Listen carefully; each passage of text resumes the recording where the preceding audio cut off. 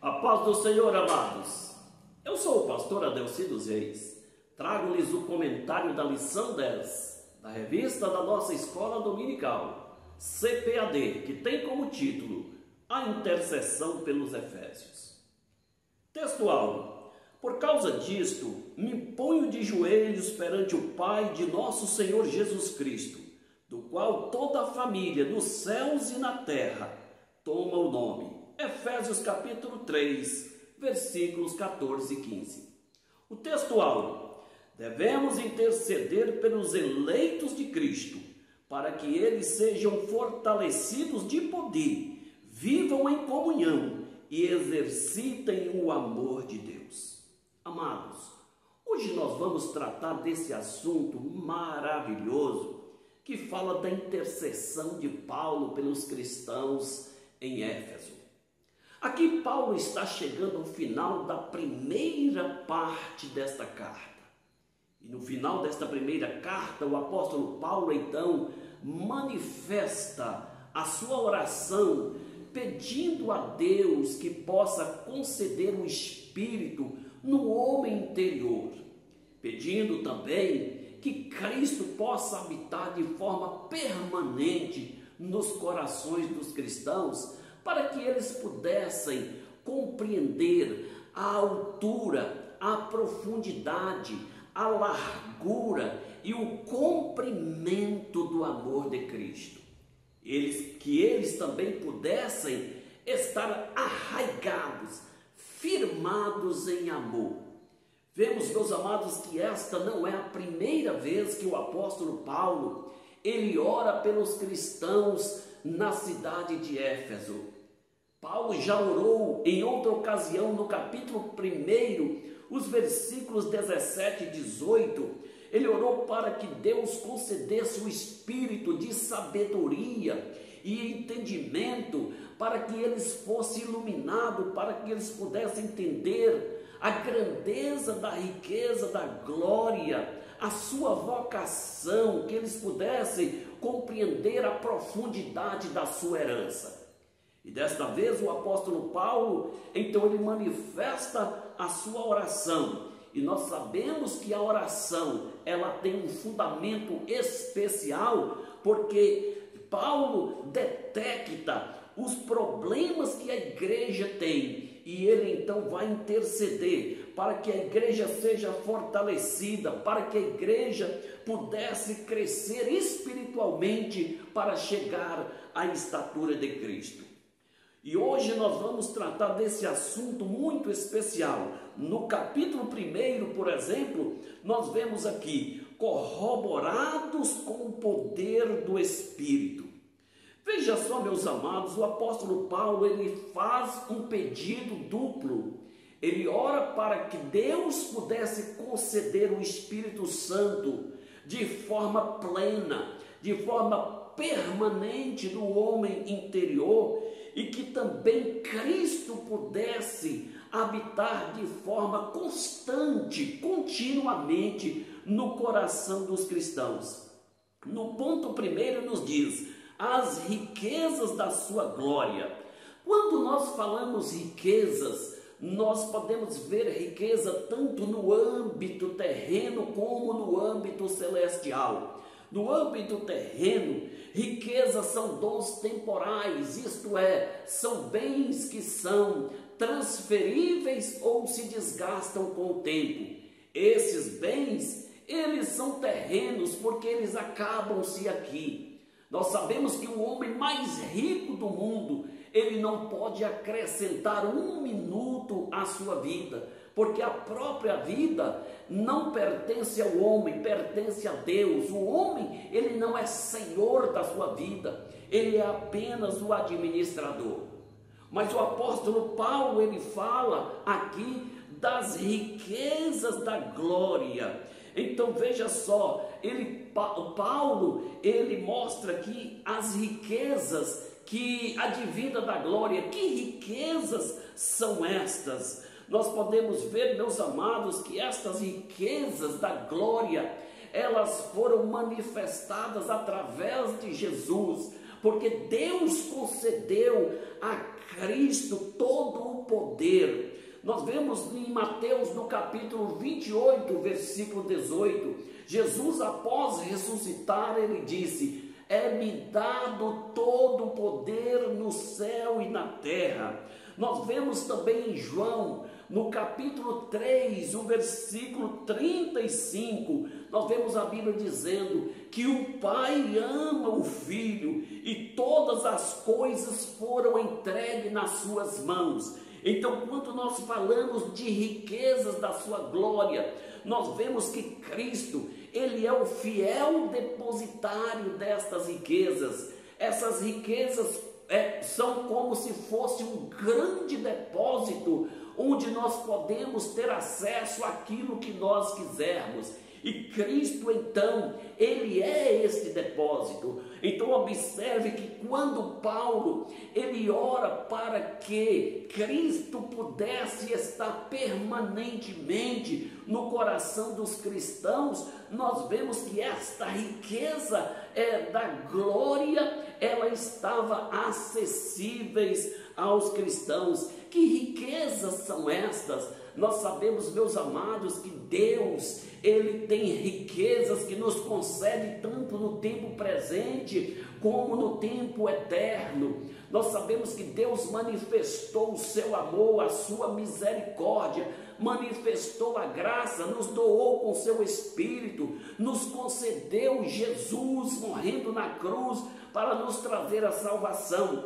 Tudo isso são bênçãos que nós temos no presente, mas também estamos projetados como cristãos, como igreja, para as bênçãos eternas, advinda da herança que está em Jesus Cristo. Por isso o apóstolo Paulo agora, ele ora para que essas riquezas também, elas tivessem acessíveis a nós, quando nós tivermos Cristo vivendo em nossa vida.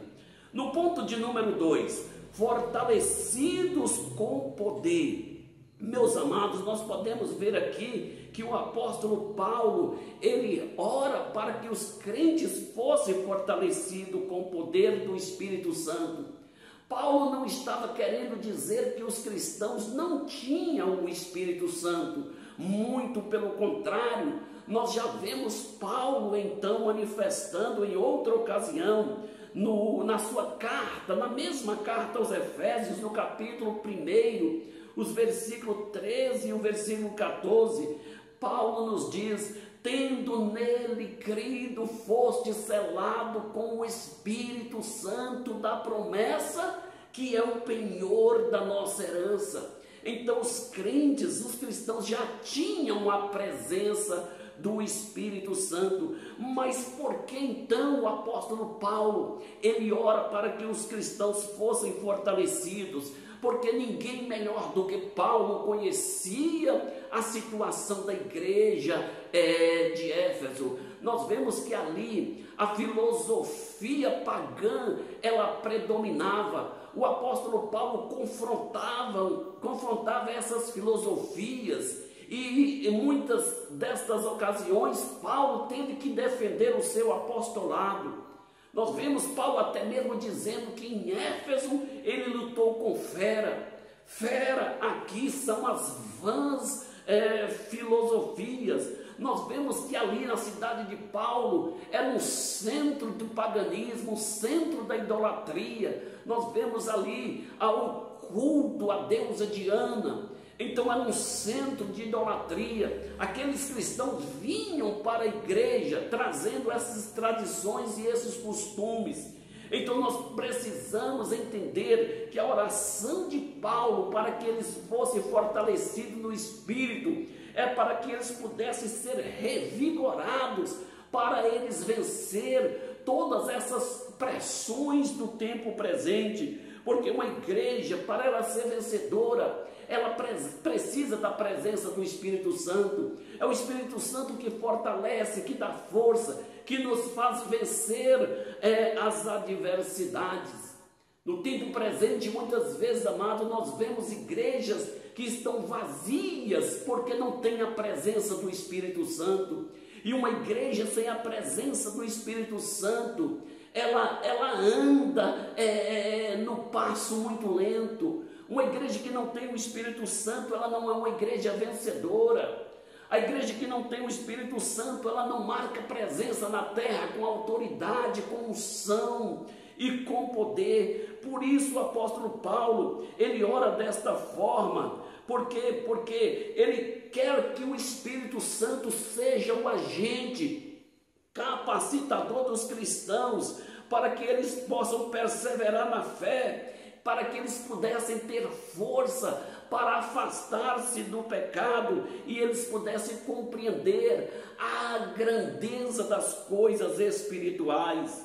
Então, meus amados, nós vemos aqui que Paulo intercede por a permanência do Espírito Santo no homem interior. Amém? No ponto de número 3, habitados por Cristo. Veja só, Paulo ora para que Cristo pudesse habitar nos corações. Também não podemos dizer que os cristãos não tinham a presença de Cristo, muito pelo contrário. Cristo estava presente, Cristo marcava presente ali naquela igreja. Mas o que Paulo está querendo dizer, que a habitação de Cristo nos corações não fosse uma habitação temporária, mas fosse uma habitação permanente. Por quê? Porque é somente a presença permanente de Cristo nos corações nos fortalece para nós vencermos todas as barreiras, todas as adversidades. Nós vemos, meus amados, que a igreja em Laodiceia era uma igreja que estava faltando a presença de Cristo. Ela tinha satisfação em si mesma, ela achava que era rica, que nada tinha falta. Mas Jesus, ao detectar aquela situação, ele diz: vocês são uns coitados, vocês são miserável, pobre, cego e nu. Eu aconselho que compre de mim ouro refinado no fogo para que te enriqueça, que compre vestes brancas para que vistas e não seja visto a vergonha da sua nudez, e colírio para ungir os seus olhos, a fim de que veja. Veja que a situação daquela igreja, ela estava com satisfação em si mesma. Ela não tinha a presença de Cristo. E por não ter a presença de Cristo, amados, nós vemos Cristo dizendo: eu estou à porta e bato. Infelizmente, nos nossos dias, da época contemporânea, com o evangelho triunfalista, nós vemos muitas igrejas tanto vazias do Espírito Santo como vazias de Cristo, porque muitos cristãos estão na igreja em busca da bênção do Senhor, mas não do Senhor da bênção. Então nós vemos aqui que os cristãos precisam ter habitação permanente na vida e na igreja. Muitas vidas estão vazias de Cristo, muitas vidas estão vazias do Espírito Santo, e muitas igrejas já não têm mais essa presença gloriosa do Espírito Santo nem de Cristo. Muitos púlpitos estão vazios. Por quê? Porque as pessoas estão centradas somente nas coisas terrenas. Mas o apóstolo Paulo chama a atenção para que a igreja ela pudesse ter a presença permanente do Espírito Santo e a presença de Cristo. Vamos para o tópico de número 2, arraigados e fundados em amor. Veja, meus amados, nós vemos aqui um desejo de Paulo que os crentes estejam fundados e arraigados em amor. No ponto primeiro nos diz amor à virtude cristã. Nós vemos, amados, que amor é algo tremendo, extraordinário, que procede de Deus. Deus é o centro do amor. A Bíblia nos mostra que Deus é amor, e Deus manifestou esse amor através de obras. A Bíblia diz que Deus amou o mundo de tal maneira a ponto de dar o seu Filho unigênito, para que todo aquele que nele crê não pereça, mas tenha a vida eterna. A Bíblia nos informa que Deus prova seu amor para conosco quando Cristo morreu pelos nossos pecados, sendo nós ainda pecadores. Então nós podemos ver, meus amados, que o amor de Deus ele é manifesto através de atitudes. E Deus quer que também nós manifestamos o nosso amor a Ele através de atitude. Veja que o amor de Deus, amado, é sem interesse. O amor de Deus é sem discriminação. O amor de Deus é sem falsidade. O amor de Deus, amado, é com fidelidade. O amor de Deus é com compromisso. O amor de Deus é com intensidade. O amor de Deus é sacrificial quando Ele ofereceu Cristo na cruz do Calvário. Então nós podemos ver que o amor é a maior virtude que um cristão pode ter. Então nós vemos, meus amados, que todo o princípio que norteia a conduta cristã e até mesmo a presença do fruto do Espírito na vida do cristão é manifesta através do amor. O amor ele é a base. Veja que na manifestação do fruto do Espírito, a primeira virtude que se manifesta é o amor. Somente depois do amor que nós vemos as outras virtudes. Então o amor de Cristo ele é preciso gerar no nosso ser, é preciso borbulhar no nosso coração, para que ele possa fluir de dentro para fora esse amor em forma de atitude. E assim nós vamos ver o fruto do Espírito sendo manifesta na vida cristã, através do amor, da alegria, da paz, da longanimidade, da benignidade, da bondade, da fé, da mansidão, do domínio próprio. É assim, amados, que o cristão ele manifesta a presença do amor na vida dele. Ponto 2, arraigados e fundados em amor. Veja, meus amados, aqui o apóstolo Paulo, ele faz essa petição para que os cristãos fossem arraigados em amor. O que é isto? O apóstolo Paulo agora compara a nossa vida cristã com uma árvore. Nós vemos que quando lançamos uma semente no solo, aquela semente, ela antes de brotar, de sair as primeiras folhas, ela começa a criar uma raiz. Ela começa a crescer para cima, mas ela cresce para baixo. E ela cresce, cria uma folhagem, cria uma visibilidade, folhas, e passa também a produzir flores e frutos. Mas nós podemos ver, meus amados, que uma árvore ela pode ser agredida na sua folhagem, ela pode ser agredida no tempo da floração, ela pode ser agredida no seu fruto. Mas nós vemos que quando vem as primeiras chuvas, aquela árvore se revigora. Por quê? Porque ela tem raízes profundas. E as raízes, elas extraem a seiva que traz para gerar vida naquela planta. Assim também é a vida cristã. Nós precisamos ter raízes firmadas em Cristo. Nós precisamos ter raízes profundas. Nós precisamos, amados, ser crentes com raízes firmes, porque assim nós podemos suportar as tempestades, nós podemos suportar as crises, podemos suportar as adversidades. Muitas pessoas não têm raízes profundas, e nós vemos, meus amados, que nós precisamos estar firmado em Cristo, movido por essas raízes de amor. Sem o amor, a vida cristã, ela não tem sustentação. Nós vemos o apóstolo Paulo, ele chamando a atenção deste sentimento nobre.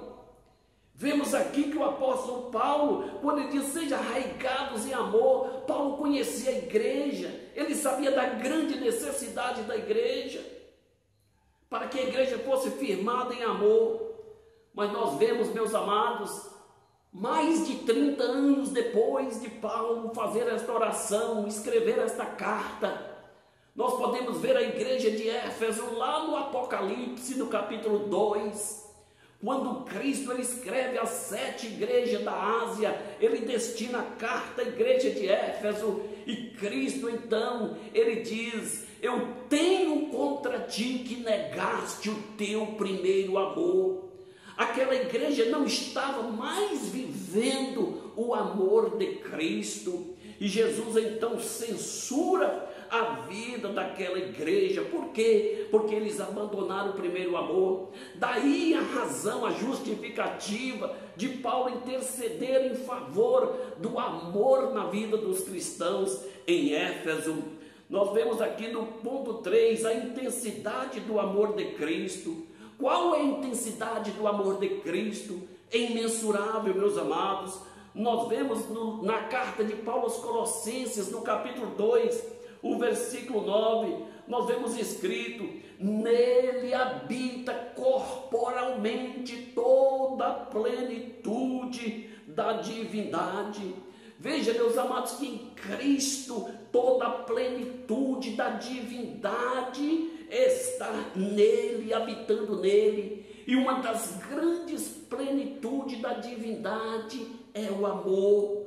Nós vemos que o amor, ele é capaz de mudar seres. E vemos Jesus fazendo referência a este amor no tempo em que ele esteve com seus discípulos, dizendo em João no capítulo 13, o versículo 35, ele disse: nisto saberão que sois meus discípulos, se amardes uns aos outros. Veja que o amor de Deus é algo profundo, e o apóstolo Paulo então chama a atenção que do amor de Cristo, que Cristo nos amou de uma forma sacrificial, de uma forma de entrega, e Cristo ainda continua nos amando, e a intensidade desse amor é precisa também estar em nós. Qual a intensidade que você ama a Cristo? Você ama a Cristo de verdade? Você serve a Cristo ou se serve de Cristo? Por que você está na igreja? Para servir a Cristo de verdade? Porque muitas pessoas no tempo atual, amados, estão na igreja não para servir a Cristo, mas para servir de Cristo. Qualquer coisa que traz insatisfação, eles já chateiam e querem sair da igreja. Alguns querem sair da igreja por causa da presidente do círculo de oração. Outros querem sair da igreja por causa do presidente, do líder da mocidade, por não gostar do líder. Outros querem sair da igreja por causa do regente do coral, do porteiro, ou até mesmo do pastor. Mas deixa eu te dizer uma coisa: todos aqueles que saem da igreja por causa de algum irmão, ele nunca entrou na igreja por causa de Cristo. Quando Cristo for o nosso bem maior, quando Cristo estiver no nosso coração de verdade, e quando nós manifestar este amor genuíno a Cristo, nós estaremos dispostos a viver e até mesmo a morrer por causa de Cristo. E foi assim que os cristãos, eles viveram na igreja primitiva, e é assim que nós também devemos viver. Vamos agora para o tópico 3. A bênção de Deus excede o pensamento humano. Ponto 1. A dimensão da bênção divina. Qual a dimensão da bênção divina? É imensurável.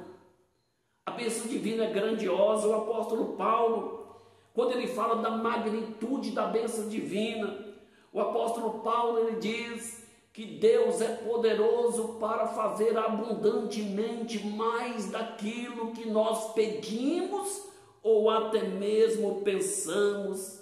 As bênçãos de Deus podem ultrapassar os nossos anseios. As bênçãos de Deus podem ultrapassar, amados, os nossos desejos. A nossa mente, ela é limitada, ela é capaz de compreender, amado, essa dimensão da bênção divina. Porque Deus, ele sempre faz mais do que nós pedimos, do que nós pensamos. Veja, muitas coisas que Deus faz de forma extraordinária. Nós podemos tomar como exemplo a vida de Lázaro. Quando Lázaro, ele estava doente, Jesus estava além do Jordão. Marta e Maria mandam um mensageiro até Jesus dizer: Lázaro, teu amigo, está doente. Jesus, então, amados, não vai imediatamente para Betânia. Nós vemos que quando aquele mensageiro ele saiu, Lázaro morreu. Pelo histórico de dias nós vemos isso, porque Jesus estava a 32 quilômetros de distância, cerca de um dia de viagem. E então, quando aquele mensageiro ele volta com uma mensagem para Marta e Maria, dizendo: esta mensagem não é para a morte. Mas quando ele chega, Lázaro já tinha morrido, estava sepultado. Que frustração, que decepção. Uma mensagem que não é para a morte quando o morto já está sepultado. A Bíblia nos mostra que Jesus ficou 2 dias para retornar. Quando Jesus ele chega, estava com 4 dias de sepultado. Marta então disse: se o Senhor não estivesse, se o Senhor estivesse aqui, o meu irmão não teria morrido. Ela vê a solução no passado, se tivesse aqui. Jesus então disse: Marta, teu irmão há de ressuscitar. Ela disse: agora não, você perdeu, você chegou atrasado, eu sei que ele vai ressuscitar, mas é no último dia. Ela vê agora a solução no tempo futuro. Mas Jesus disse: Marta, eu sou a ressurreição, eu sou o agora, eu sou o ontem, eu sou o amanhã, mas eu sou hoje.